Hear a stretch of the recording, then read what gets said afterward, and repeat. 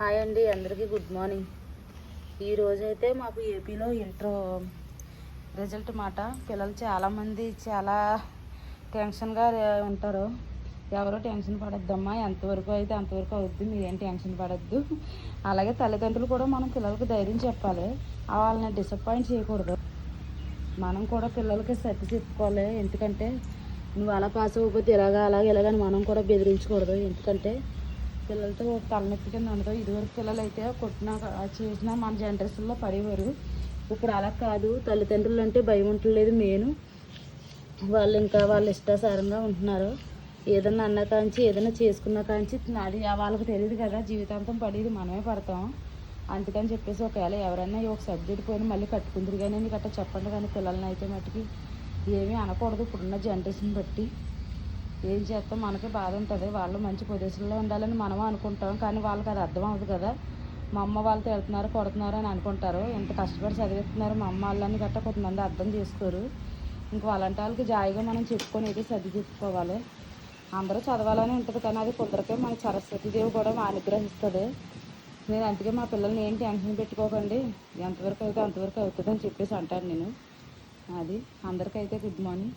ఇలా తులసి చెట్టు చుట్టూరు ముగ్గులు పెట్టుకుంటే ఆ తల్లి ఎంతో నిండుగా ఉంటుంది. వీడైతే నేను వెళ్ళంటే వెళ్ళను అంటున్నాడు. మా ఇంటికాడ నాకు మా ఆయన కోళ్ళు పిచ్చి, నాకేమో డాగు పిచ్చి, కుక్కల పిచ్చి. వెళ్ళంటే వెళ్ళనంటున్నాడు. మా ఆయన వస్తే రేవెడతాడు. ఎందుకంటే ఈ కోళ్ళు పెట్టేసుకుంటున్నాయి. మెయిన్ కోళ్ళు ఎక్కడ కనపడలేదు. కోళ్ళు పెట్టేసుకుంటున్నాయి. కొన్ని ఉన్నాయి కుక్కలు. మా ఆయన ఏమో నువ్వు వస్తే ఇంటి చుట్టూరు తిరుగుతాను. నేను మన అమ్మగారి ఇంటికి వెళ్ళానా, నేను నెలలు ఉన్నాను అక్కడ పిల్లలు సెలవులని, ఒక్క కుక్క కూడా రాలేదు అంట.